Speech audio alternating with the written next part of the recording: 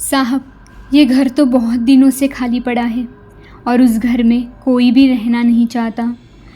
सुना जाता है कि एक औरत ने उस घर में फांसी लगा ली थी और उस घर में उसी की आत्मा का वास है।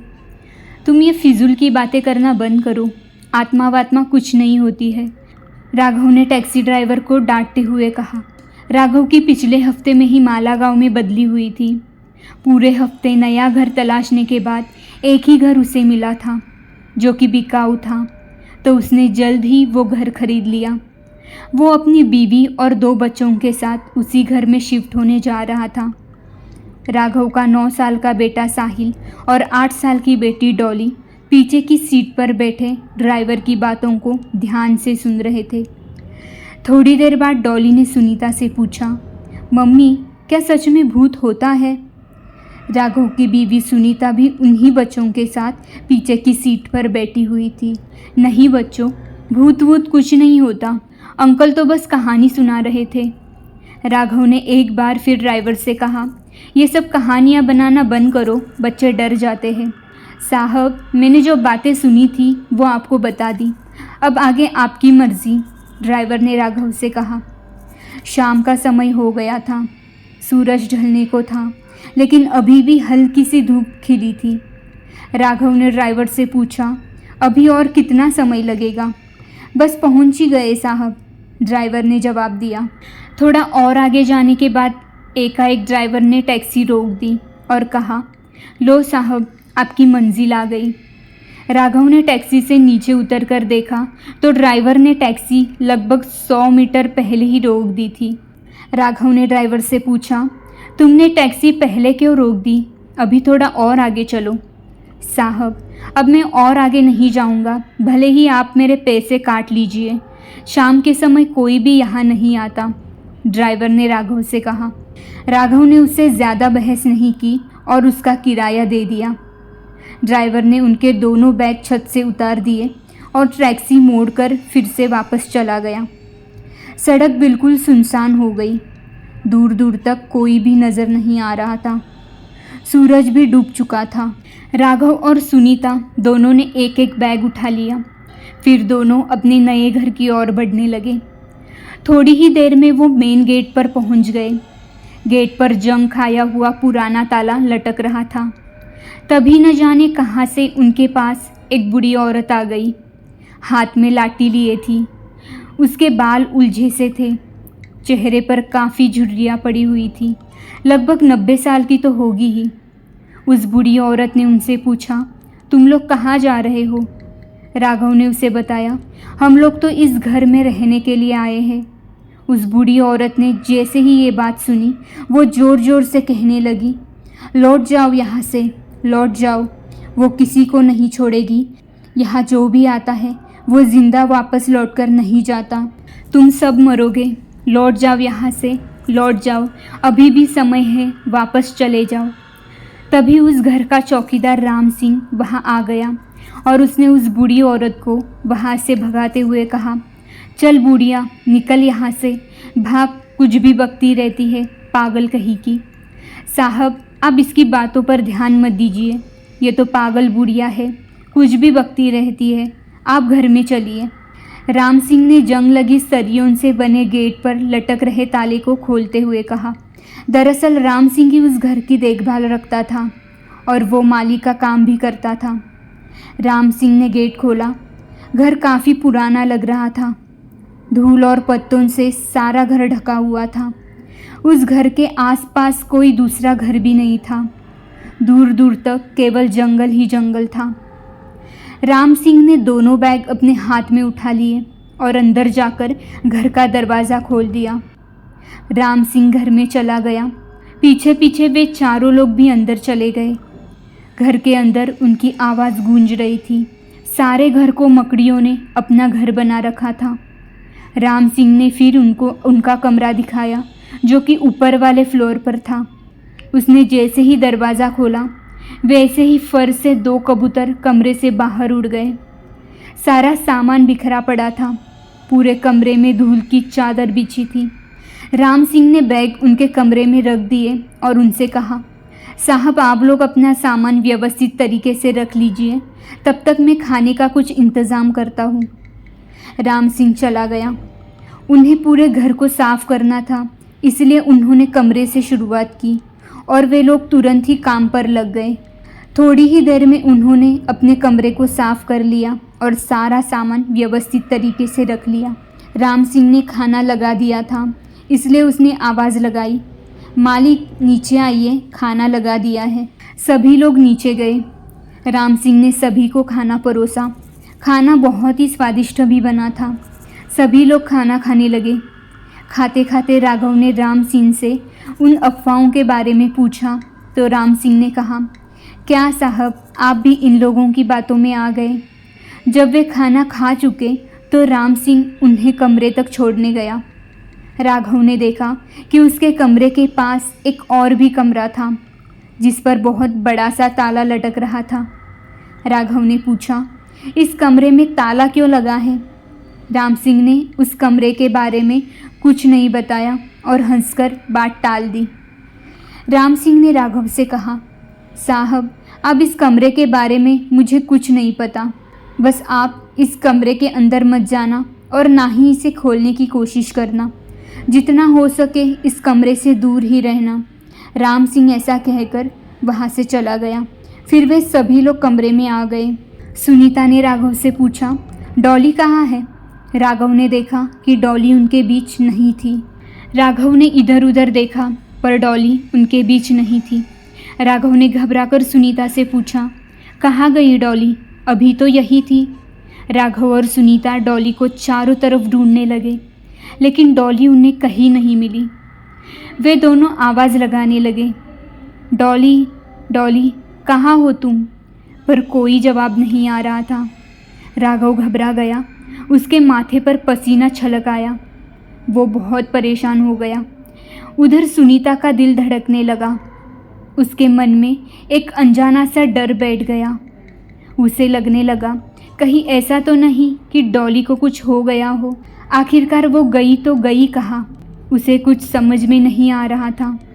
ऊपर से राघव उसको डांटने भी लगा, तुमने उसकी परवाह ही नहीं की, तभी तो वो यहाँ नहीं मिल रही है।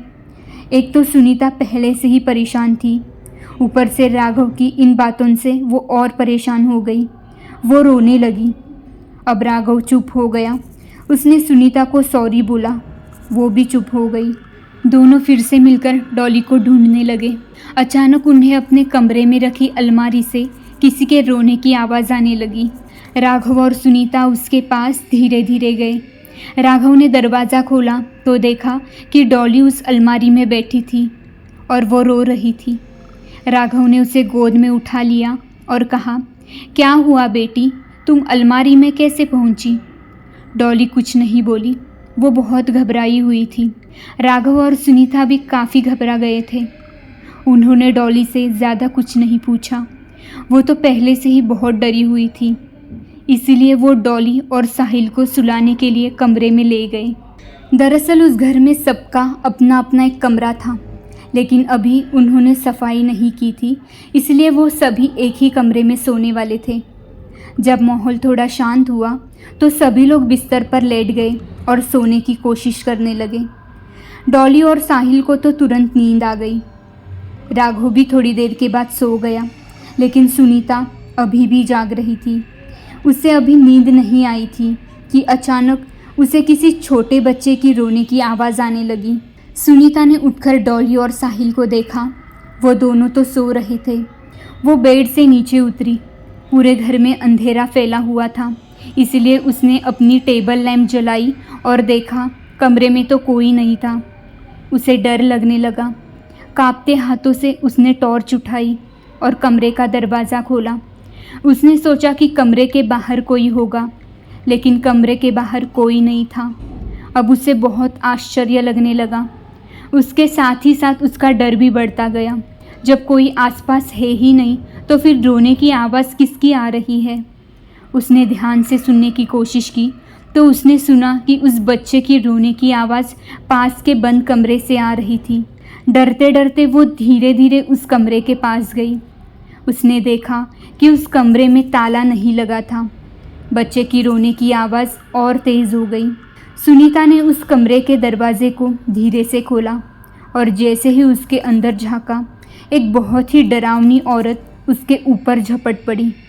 उस औरत का आधा चेहरा जला था और वो एक हाथ में चाकू पकड़े हुए थी।